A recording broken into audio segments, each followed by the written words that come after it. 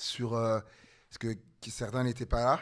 Du coup, mardi dernier. En fait, en ce moment, depuis trois semaines, il me semble, on est voilà dans ce thème des prières audacieuses.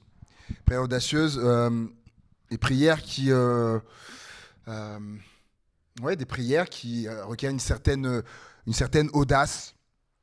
Certaine audace. Donc, bon, les messages peuvent être revus. Hein. On avait vu cette prière d'Abraham qui a demandé à Dieu. Dieu avait résolu donc de détruire Sodome et Gomorrhe.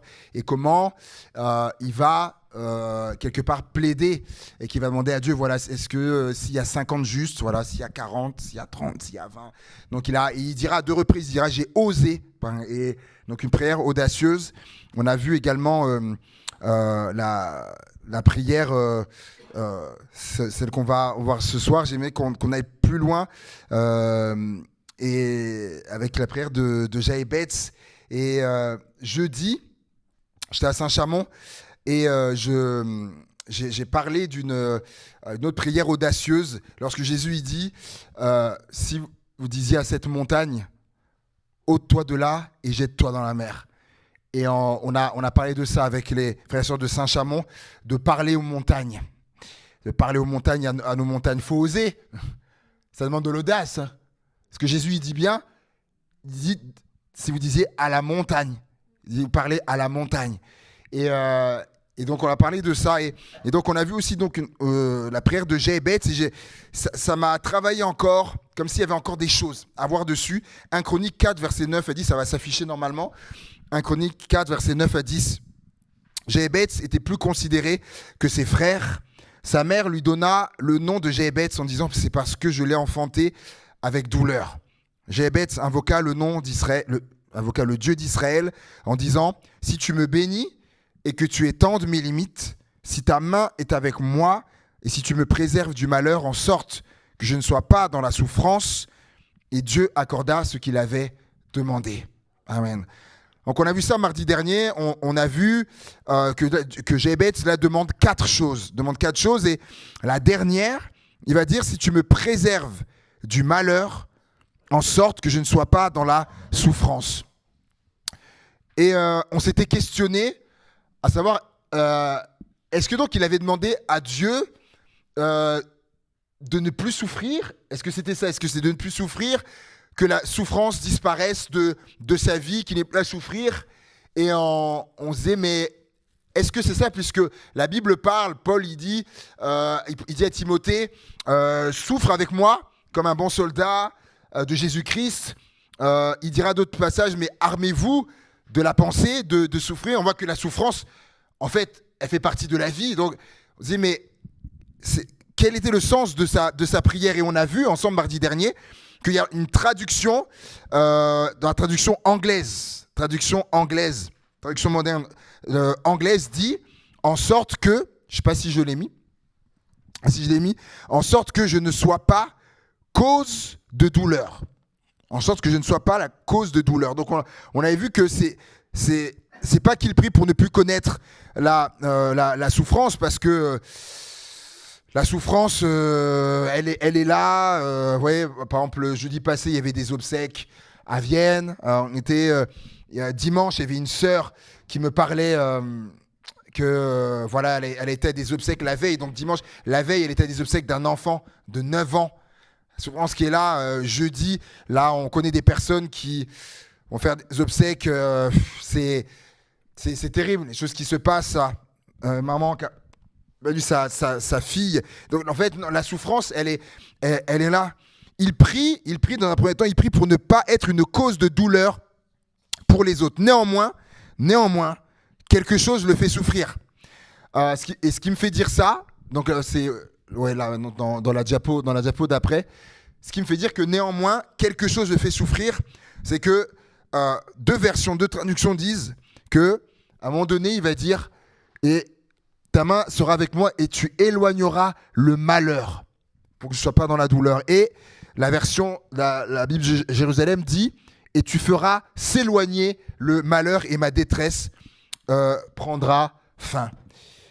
Au vu de ces paroles, on peut affirmer que le malheur était dans la vie de Jéhébetz, ou que quelque chose le rendait malheureux. Et est-ce surprenant? Parce que Jéhébetz, on avait dit mardi dernier, vous savez ce que veut dire Jéhébetz, son prénom, son nom? Est-ce que vous vous rappelez? Douleur. Et ça veut dire autre chose aussi. Comme je l'ai dit dimanche, quand on était à Malisol, avec les réunions des 3 églises, que l'hébreu, n'est-ce pas, est une langue très riche et un mot peut vouloir dire plusieurs choses en hébreu. Et oui, Jéhébetz, ce mot veut dire douleur, ou douloureux, mais veut dire aussi pénible, souffrance et l'équivalent en français de casse-pied. Et là où c'est intéressant, c'est est-ce que vous imaginez porter un nom comme ça? Imaginez porter un nom comme ça, ton nom veut dire pénible, douloureux, souffrance, casse-pied. Avec un nom comme ça, je pense que c'est compliqué de se sentir pleinement heureux. On ne sait pas quel âge il avait, Jéhébetz. On ne sait pas quel âge il avait, Jéhébetz, lorsqu'il a fait cette prière. Mais étant plus jeune, je pense qu'on a dû se moquer. Plus jeune, étant enfant, je pense qu'on a dû se moquer de lui. On a dû le chambrer. V'là Jéhébetz, v'là le pénible. Voilà le casse-pied qui arrive. Vous savez, les enfants, ils sont terribles, hein, les enfants. Hein. Des fois, j'entends des choses dans les cours d'école qu'on n'aura pas, ce qu'ils se disent. Wow. Et parce que dès qu'on l'appelait, Jéhébetz, en fait, il avait constamment ce rappel.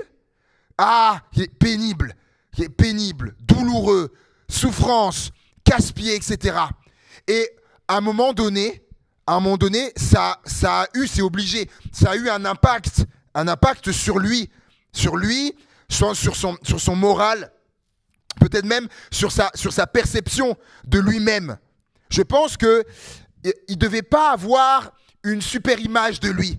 Parce qu'à chaque fois qu'on l'appelle constamment, voilà, il y a Abel, qu'il est pénible, etc., souffrant, douloureux, casse-pied. Et à un moment, la chose qui est certaine, c'est qu'à un moment donné, quand on voit la prière, à un moment donné, il a pris position. Comme pour dire, je ne suis pas destiné à ça. Ma vie peut être autre que pénible, douloureuse, etc. Elle peut ressembler à autre chose que ça. Et là, il a fait cette prière. Et peut-être que quelqu'un est là ce soir, sur le Zoom ou autre, quelqu'un peut-être qui verra la vidéo. Peut-être que tu vis peut-être dans une spirale de malheur. Une spirale de malheur où tu as l'impression que ta vie est comme marquée par ça. Eh bien, j'aimerais te dire, si c'est le cas, fais comme Jéhébetz. Cette prière comme Jéhébetz. Prière audacieuse, où il dira, si tu me préserves du malheur. C'est dans la diapo d'après, je crois. Si tu me préserves du malheur. Jéhébetz a imploré Dieu de le préserver du malheur. Et il y a d'autres traductions qui disent du mal. Et ça m'a fait penser à ce qu'a dit Jésus au propos de Jésus dans Matthieu 6,13. C'est dans la prière du Notre Père. Et à un moment donné, il y a délivre-nous du mal. Et d'autres versions aussi, délivre-nous du mal. Du mal. Matthieu 6,13. Et ça a été traduit aussi par, tu peux me mettre dans la diapo d'après s'il te plaît.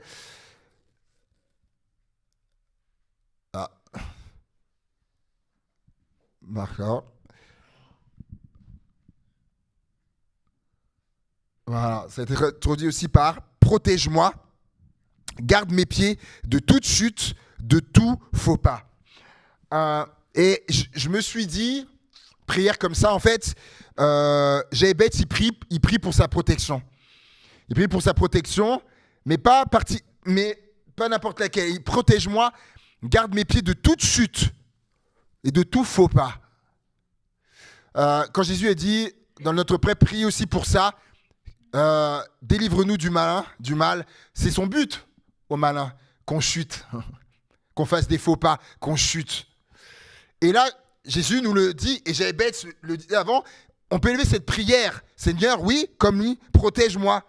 Garde mes pieds de toute chute, de tout faux pas. Je me suis posé la question, je n'aurais pas la réponse, mais si David, en son temps, avait prié peut-être,